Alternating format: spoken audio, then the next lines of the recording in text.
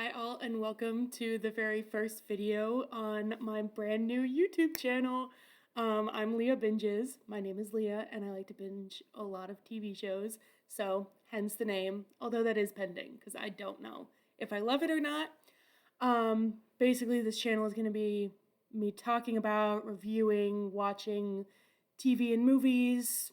I just like to talk about TV and movies a lot, so today we'll be talking about Outer Banks season 4. I want to start by saying that overall, I didn't hate the season. I actually really did enjoy the season to start with. Mainly just because I really, really love these characters and I love the stories that they tell. But this season felt so disjointed to the rest of the series for a couple reasons that we're going to talk about. And I, like many other people that I've seen online talk about this, I hated the ending. I absolutely despised the ending. I don't know what it was about. Obviously, I don't know everything that goes on behind the scenes of this TV show, but I hated it. Sorry if you liked it, but it just wasn't for me. The ending was not for me whatsoever. But I did enjoy watching these characters go through this storyline, and I enjoyed seeing a new storyline. But overall, I think it should have ended in season 3. Sorry. Season 4 starts out, and we start out with seeing Poglandia being recreated in the Outer Banks. But that could have been included at the end of season 3. Like, we see these characters come back, we see them get rewarded for finding the lost city of El Dorado, and we see them, kind of living a happy life, and then they left it on this cliffhanger. But they could have not opened that new door.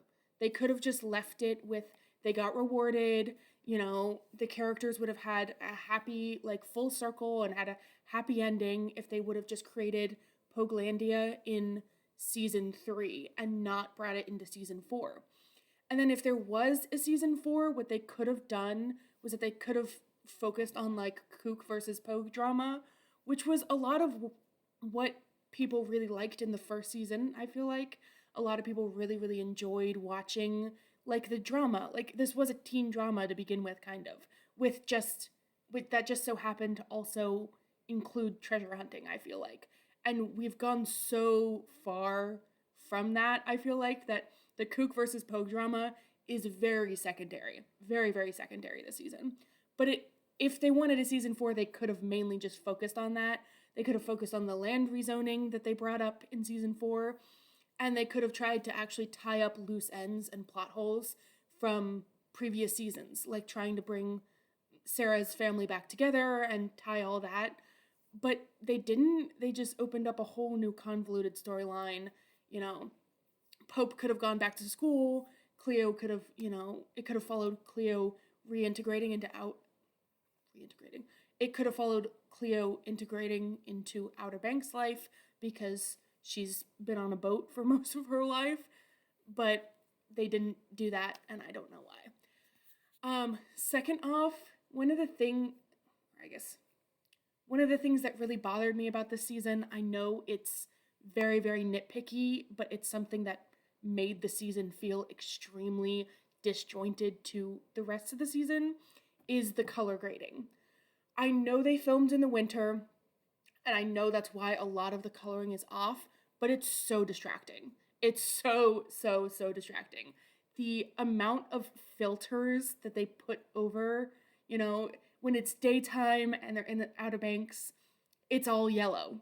Everything's yellow, which is very, typical with what they did in previous seasons, but I don't know, this season it just felt so distracting because even though everything is yellow, you can still see the actors with their blue lips because of how cold it was from shooting in the winter, and it's so distracting, the coloring.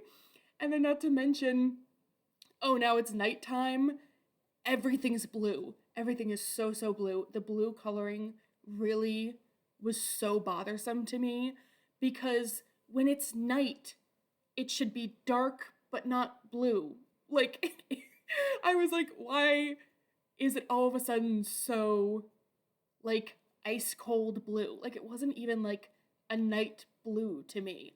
It was just very distracting. Which this kind of like opens up a whole different discussion about like the differences in filming techniques. Like I kind of made connections back to Supernatural, which is one of my favorite shows ever. But in the early seasons, part of the vibes of the TV show was that the early seasons were so dark and gloomy and grainy, and it added to the vibes of the show.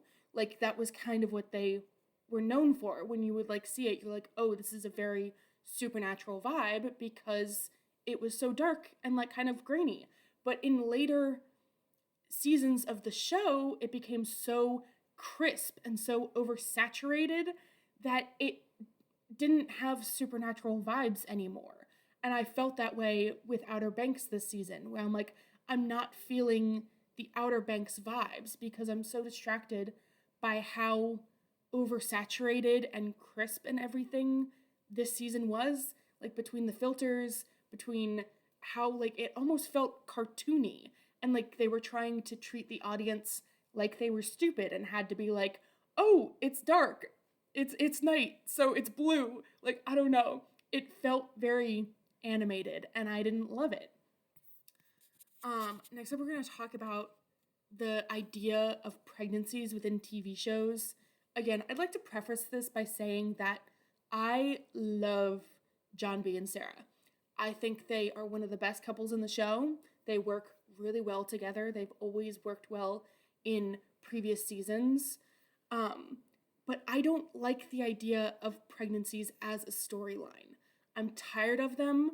They've been included in basically every single teen drama that I've watched.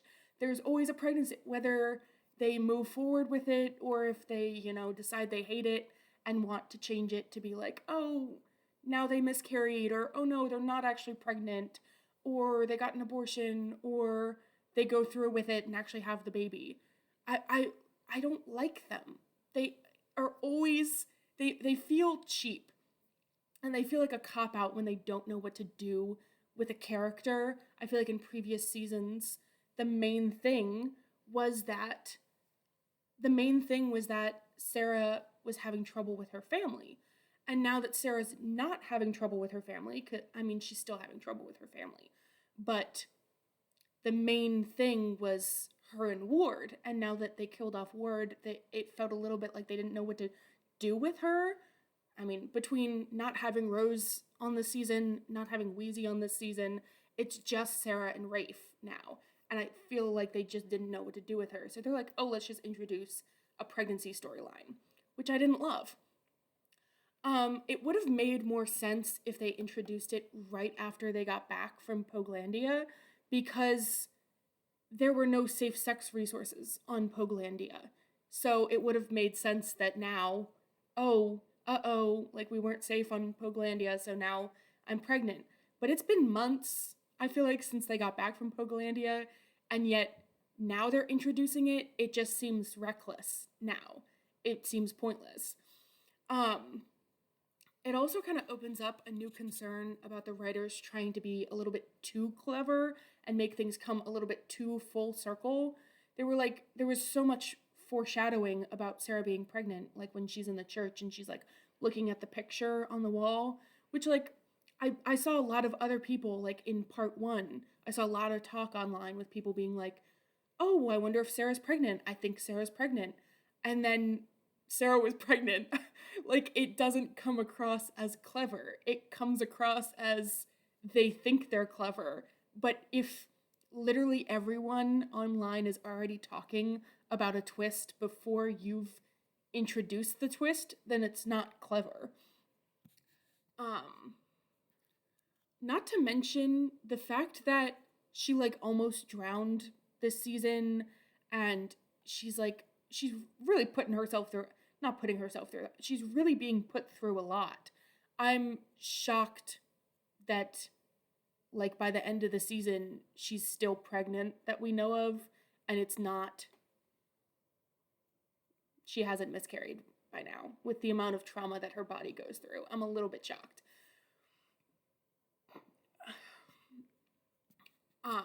This also like kind of makes Sarah feel a little bit pathetic.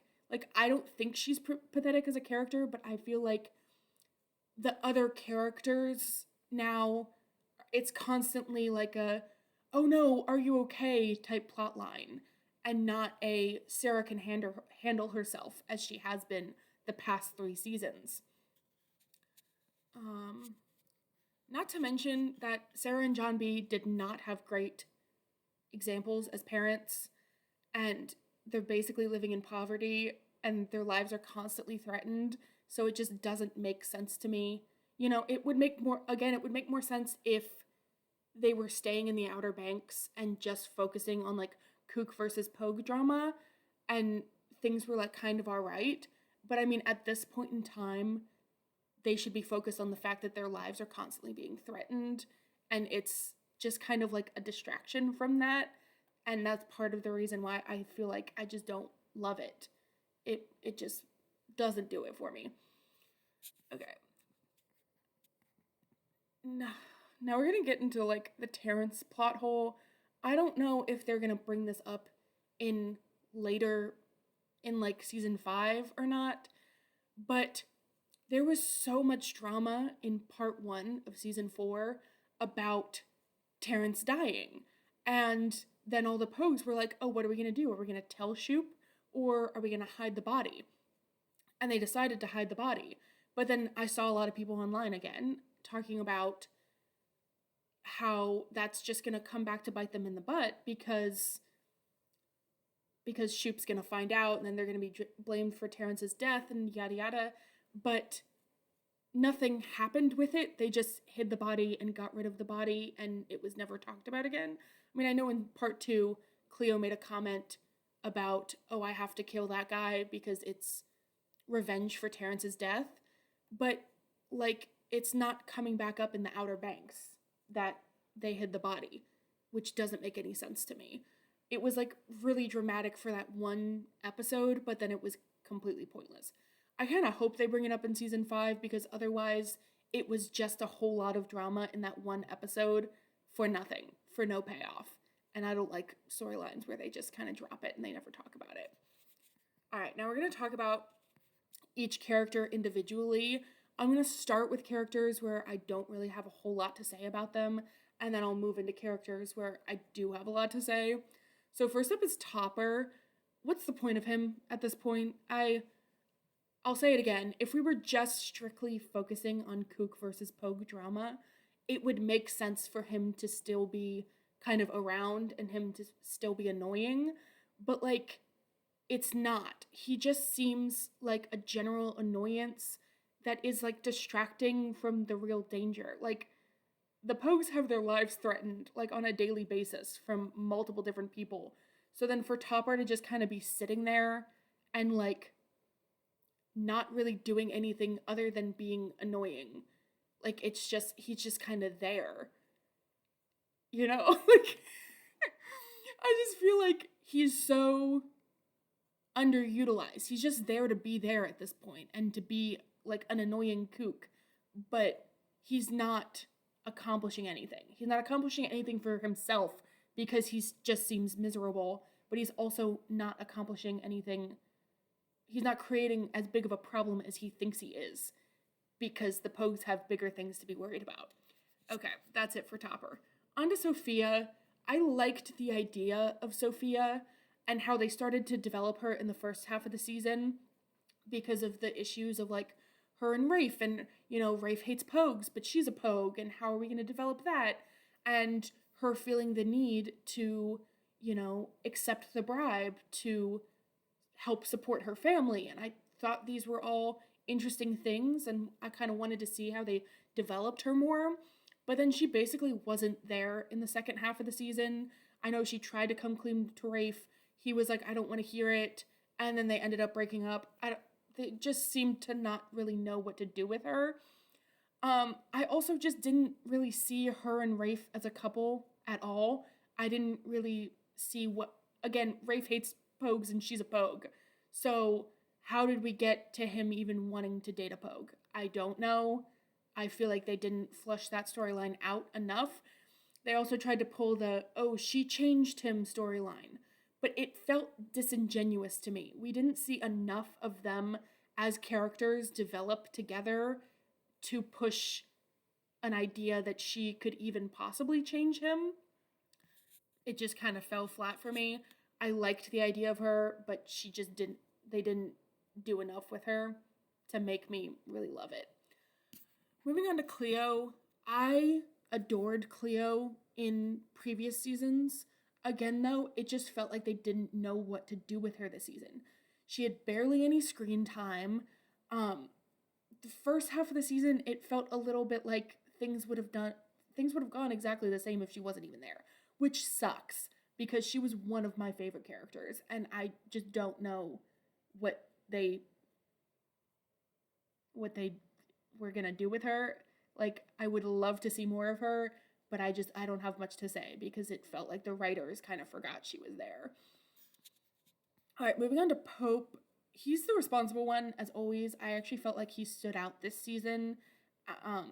In previous seasons, he wasn't one of my favorite. I know. Pope haters are gonna hate me for.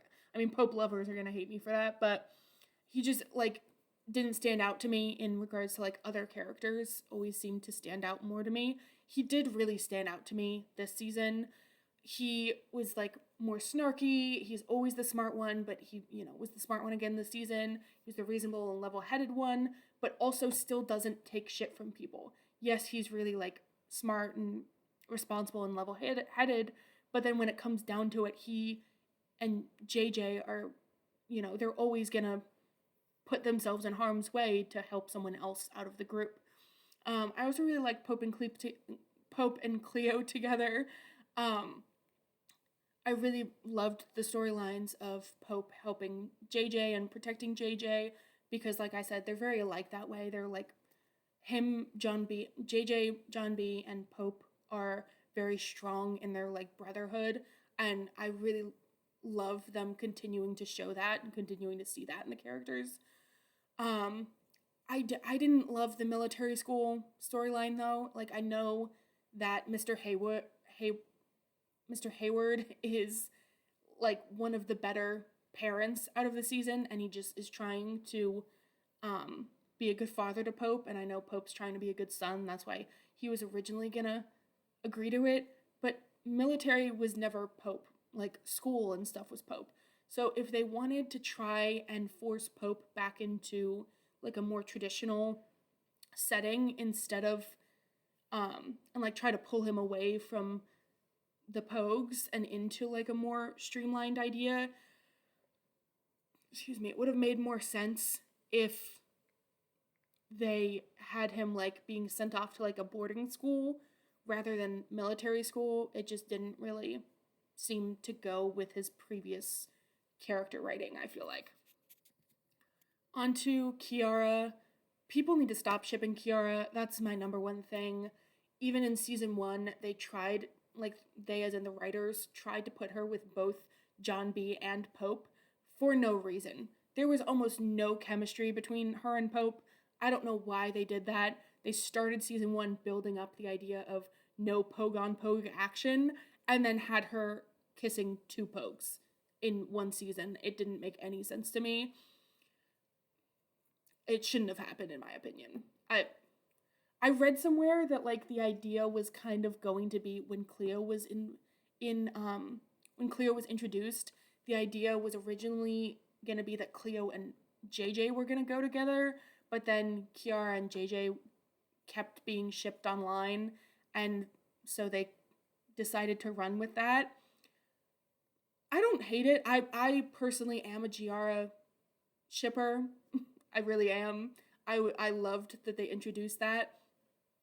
But I also do kind of think that Cleo and JJ could have been good together. So, I would have liked to see where they could have gone with that. That'll never happen now, and I'm okay with that. It would have been interesting to see, though.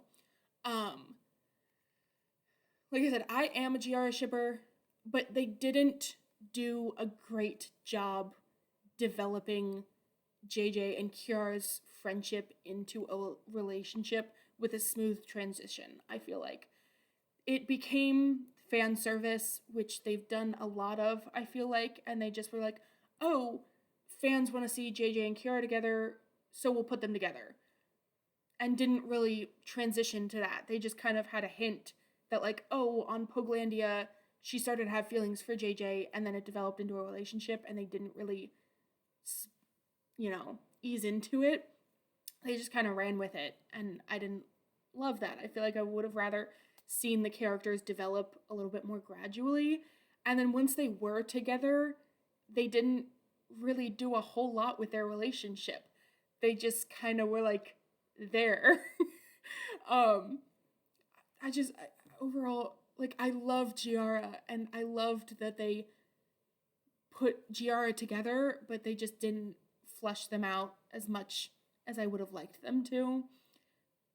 And that's all I really have to say about that. I mean, like, I know there's rumors of drama on the set that I'm not going to get into because I'm not going to speculate on these people's lives. I don't know anything about them personally or what happened. I don't work on the show. I don't know them personally, so I'm not going to speak on that. But I just feel like it kind of translated into the show where they didn't do a whole lot with their relationship, which was very unfortunate because fans waited years to see them together and it wasn't great. On the topic of shipping, I don't like Riara. Rafe and Kiara fans, I'm sorry. People who ship them, I don't get it.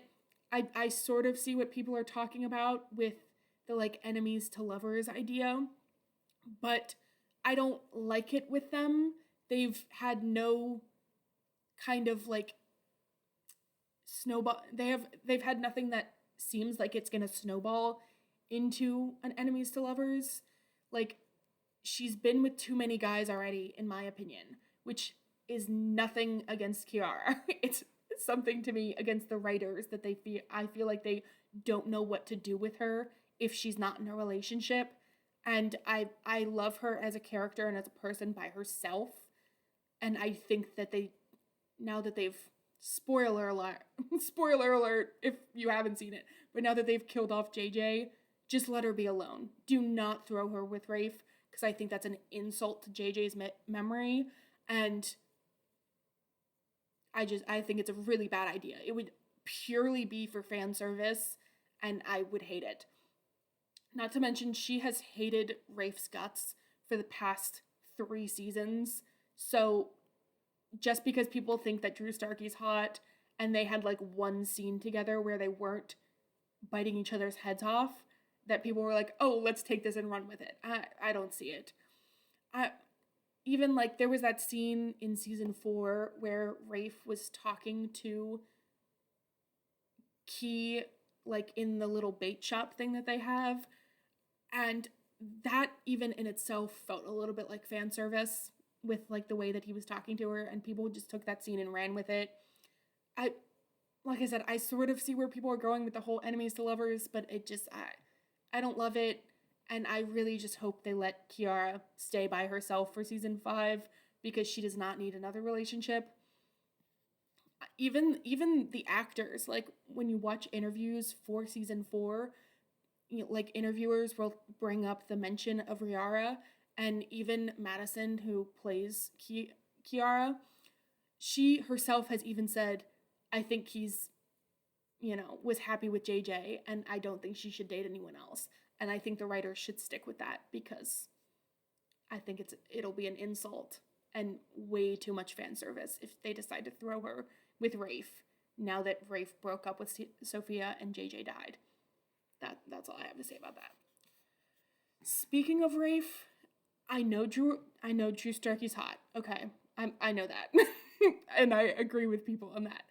But Rafe, I don't think deserved a redemption arc this season. I don't think they should have done that.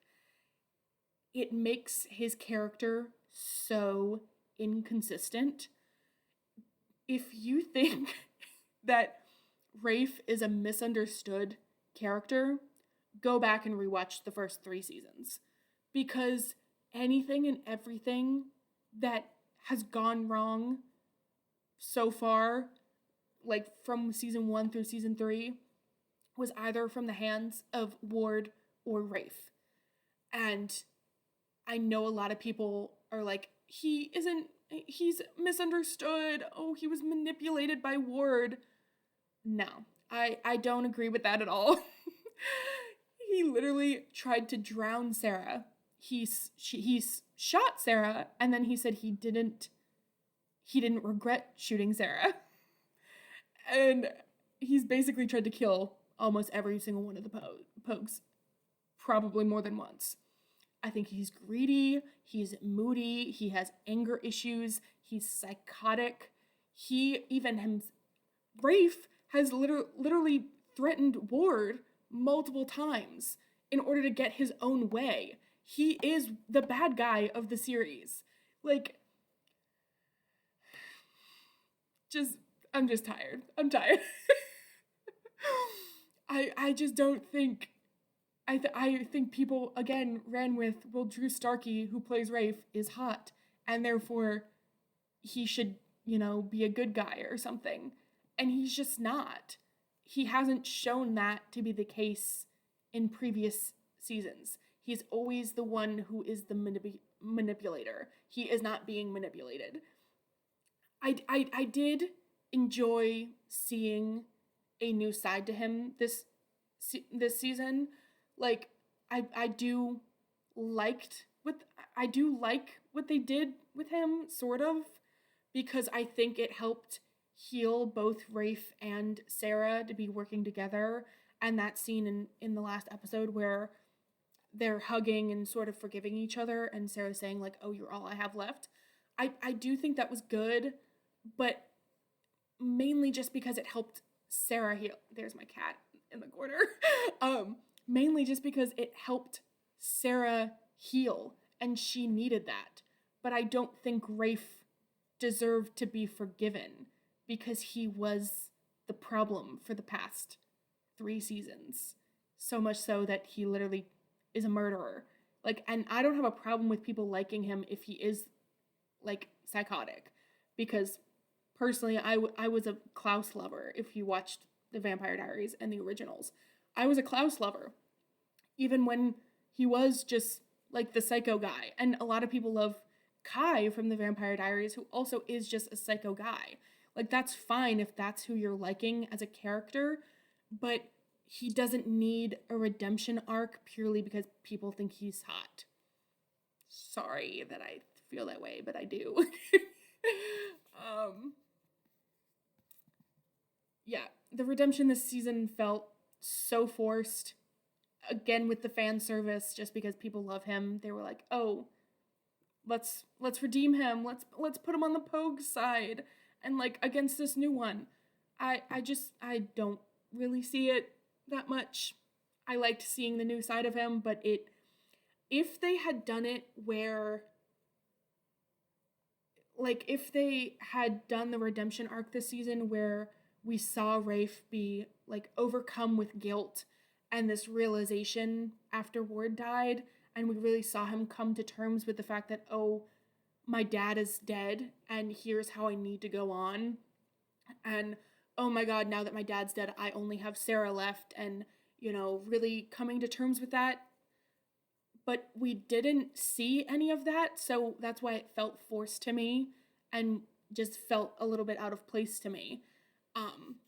This again goes back to the idea that I just feel like they didn't have enough time this season, or they just didn't really want to have enough time this season, but they just kept running with, plot lines and character writing without fully developing these ideas. And I don't know if that's because they had too many characters this season that they wanted to talk about, or if they had too many things to go over and they ran out of time, or if they just wanted things to happen, so they said this is what's going to happen now.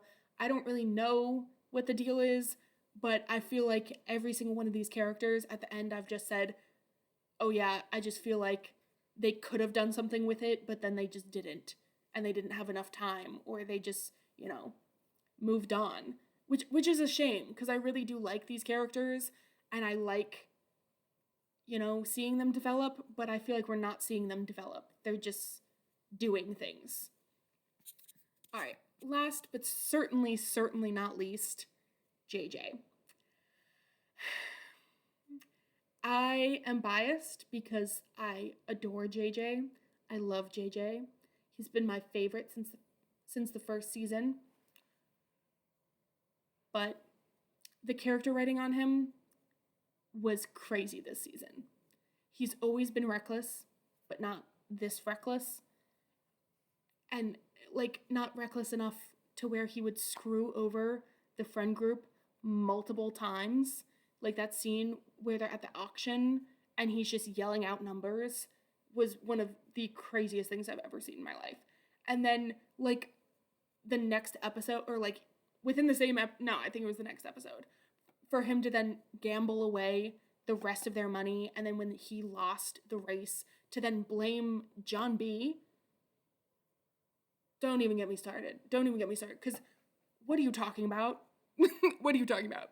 In season 1, he took the fall for Pope, got arrested, and got beat up by his dad, which is a whole other thing. Got beat up just purely to protect his friends. And then he was there was another scene, I think it's season 1, where they're getting hunted down by the cops, and he's ready to shoot at the cops to protect his friends. He is loyal to a fault. He's the protector of the group. And for him to be so reckless this season was, or at least in part 1 of this season, it just felt like they were trying to assassinate JJ's character. It was ridiculous. That part 1 of the season, I was so pissed off with whatever they were doing with JJ, because what was that? I don't know. I hated it though. And not to mention, it felt a little bit like it was only there to drive the plot, because why did none of the Pogues stop him at the auction when he just kept yelling out numbers? Why did none of them physically drag him away or punch him or do something to make him shut up? That's not them. They would have done something. Not to mention, then after he did that, to then admit in front of JJ that little nugget of gold was the only money they had left, to say that in front of JJ after he was reckless about money previously was so stupid. Pope is supposed to be the responsible one and the level-headed one, and that was pointless information to allow JJ to have.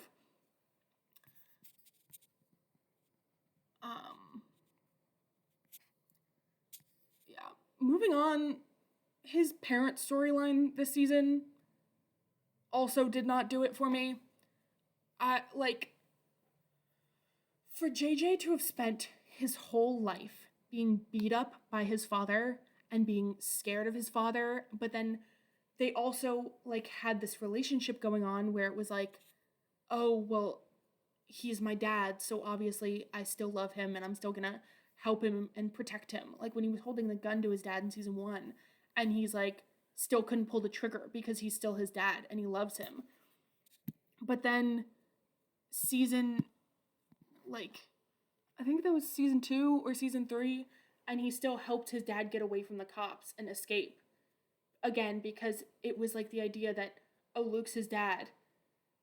But then to then be well, Luke's actually not his dad, I didn't get it. I didn't, it felt like that had no purpose. It was bogus, in my opinion. I know I'm not articulating myself very well, but that's just because it truly was flabbergasting to me that they decided to include this plot line. I didn't understand it. I don't think I'll ever like it, because they had developed this relationship between Luke and JJ for the past 3 seasons, and then they just kind of threw it all away by saying that Luke wasn't his dad. And I don't get it. That means that JJ suffered his entire life at the hands of an alcoholic criminal, and for what? It's not his dad. And why? Why is it not his dad? even in season 4 when they tried to explain it, I still didn't get it. I still didn't understand. It made no sense to me, and they didn't really do much with it anyway, it felt like. He went from one shitty dad to the next. Make that make sense. Anyway, I gotta move on from that because I'm just gonna talk in circles, but I didn't like it. I think we can tell how I feel about that storyline. Okay. Moving on to the major spoiler of this season that I don't think I'll ever get over. JJ's death. It hurt me in ways that I cannot describe, and probably never will be able to describe. It feels like a mockery to the fans, and it was nonsensical, in my opinion. If you're gonna have so much fan service everywhere else, in my opinion, I think Wraith's, redemption arc was fan service. Even Giara, as much as I love it, was kind of fan service. Why would you kill off the fan favorite of the show? Why? I don't know. I don't understand it. I don't think I will understand it. It hurt me. I kind of got it spoiled for myself online before actually seeing it, and I put off watching the finale for like 3 days because of it, because I didn't want to watch that. I did not want to watch his death. And again, felt a little bit like poor writing, because why did JJ just stand there? Like, he already kind of had that moment at the well where he was like saying goodbye to Groff and being like, oh, you're not really my dad and I don't really want a relationship with you. But then when he got Key back, start running. Just go running. Why, when Groff goes, JJ, or whatever, you're going to turn around and you're going to talk to him? Why? You already told him you wanted nothing to do with him back at the well. So, didn't make any sense to me. This also goes back to the foreshadowing idea. The writers are not clever. Sorry, my cat started scratching, and that's why I was looking over there. This goes back to the idea of the foreshadowing. The writers are not original or clever. People from, like, season 4, episode 1 started calling that JJ was gonna die this season because they were foreshadowing it like crazy. Y'all are numbskulls. To the writers. They're numbskulls. Because it was, like, with Sarah's pregnancy, there's so many things where people are like, oh, she's obviously gonna name the baby JJ. Because there was literally a comment earlier in the season that said, oh, you should name the baby JJ. And now he's dead. So, that's clearly what they're gonna do. It's not original. It's not clever, in my opinion. I've even seen so many people online make comments about, oh, the whole show is John B talking to his kid, because he talks in past tense, and it's gonna be like him telling his son how he got the name JJ, because, like, the whole, like, I hope I'm making sense with this, but I do like that idea, but I don't like it anymore, because it is no longer going to be a twist for the show. I've already seen multiple fans make this comment, and even if that was your original idea, it's no, like, your isn't the right, even if that was the writer's original idea, it's no longer going to be a shock to anyone. Everyone's just gonna be like, oh, another time where they're just gonna, like they foreshadowed it, that I feel like season 5 is gonna come out and they're gonna be like, oh, Sarah had the baby, they named it JJ. Oh, season 5 finale, we're discovering that. It just feels like nothing's gonna be a shock anymore. Everything's predictable because they've set the stones and it's no longer like a fun idea. It's just kind of there. Overall, I think JJ deserved to live. He's been miserable his entire life and the entire show. He finally found some peace with Key. He said Key was his wish, and he already had everything that he ever needed or wanted because he had his friends and he had Kiara. And he was finally at peace, and then you're gonna go and kill him. That is just cruel. That's just cruel to the fans. That's cruel to the character. I could go on about this for hours. For hours. Not to mention burying him in Morocco in an unmarked grave. Are you fucking serious? This is actually a joke. It's not funny. It's not funny at all.